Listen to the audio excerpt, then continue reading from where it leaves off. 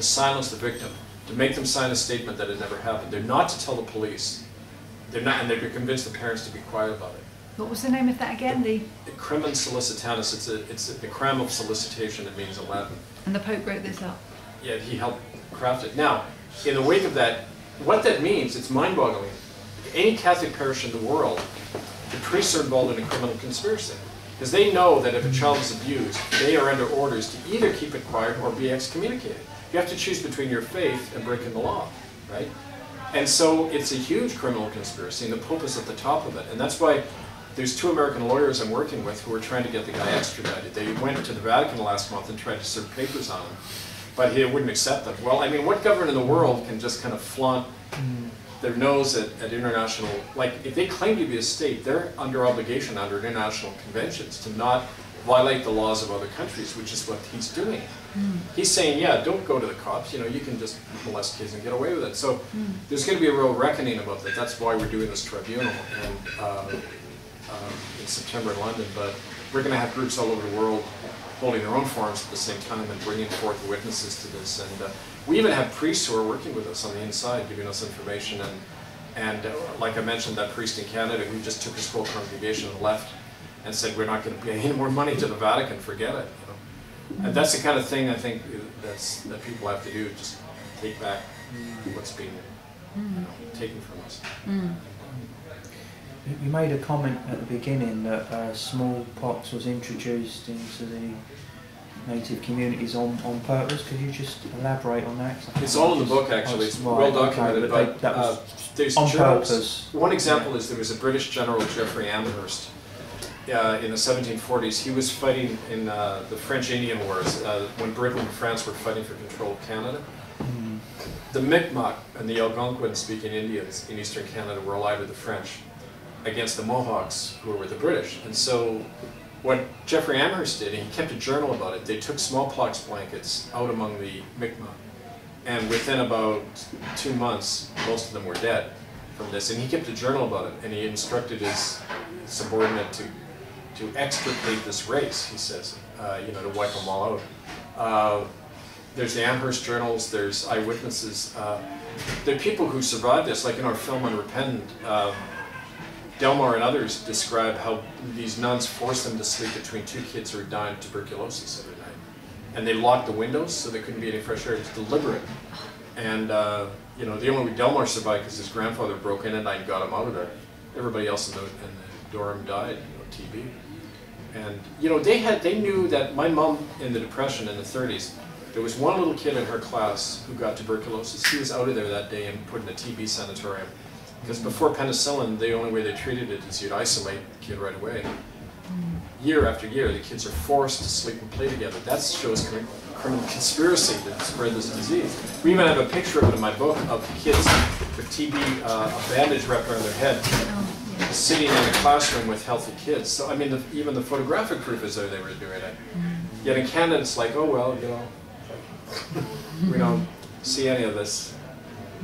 Is there any evidence of like immunisations being used as a way of genociding? Funny you said that, because in the latest edition of my book, this guy in British Columbia, Tom Clancy, he's a newspaper publisher in British Columbia. He found all these old newspaper articles from the 1860s.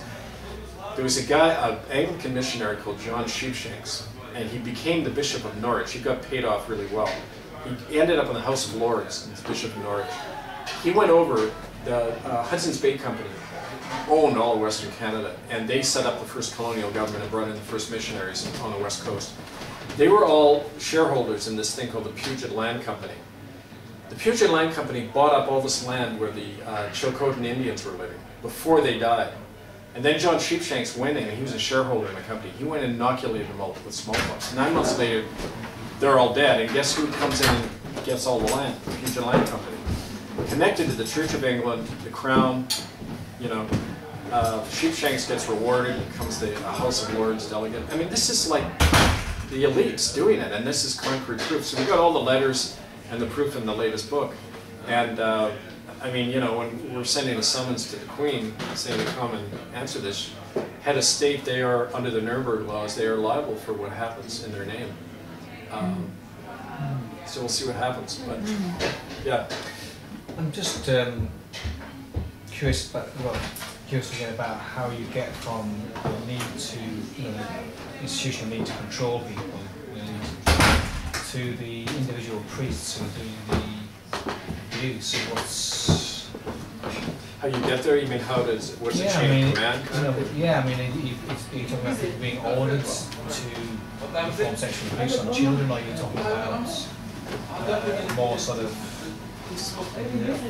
less organised, but in kind of the way the thing is set up, it's designed to sort of allow that to happen. So what we need to do is have a few sexually addicted people. I got quite a few orders, man. Well, they try to make it look like it's yeah, just like I'll wait till they're done.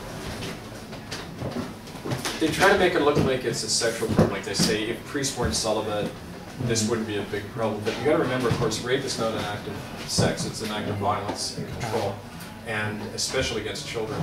And in this case, clerical celibacy came in 1572, I think, the Council of Trent. And one of the reasons they brought it in because the popes and the cardinals were having so many kids.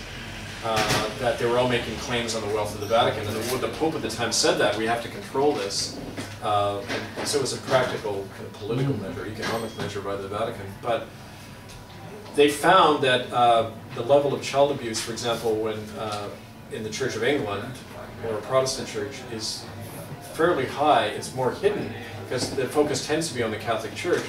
But you find that, like I say, the way they operate very similar. And so it's not about celibacy.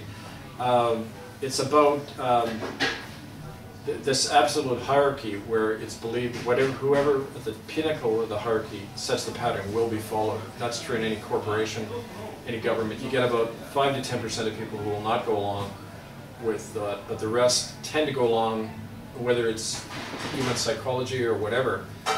They tend to go along with the status quo, and I know that from a white woman came to one of our forums, and she said she had worked in the Alberta Residential School, and she had saved a little Indian kid from getting beaten to death by one of the matrons, by belting the matron, right? Marion, who saved the little kid, gets hauled before John Andrews, the principal, and gets fired.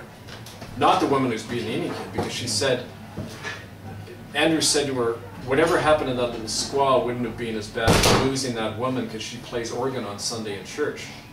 So it's okay for the organ player to beat a kid to death, but it shows you where they rank in the hierarchy. So you got to the point where the humanitarian people are forced out of those institutions, and the brutalizers are left, and they're all going to cover each other because they don't want to be exposed. And that's how something stays quiet, and that's how the crime carries on. It's the same in Auschwitz, it was the same in any company, and there's been stuff written about that, of how when you're, the assembly line and the Ford system, what it did was atomize consciousness. So all you're doing is, in the system we operate in, we only have one little component, so the guilt is removed. Yeah. I'm not creating napalm, I'm just doing the bolt in the bomb. Yeah, yeah. But you're part of something that is, and yet you can't see the system, you only see your part in it, and that's true about anything in our society. So we have to understand that to say personal responsibility means to say I don't have to be part of that, and if I'm part of it I don't have to I can sabotage it or whatever, right? I don't have to go along with it. So that's all coming out of that. That's another good question. Thanks. Mm.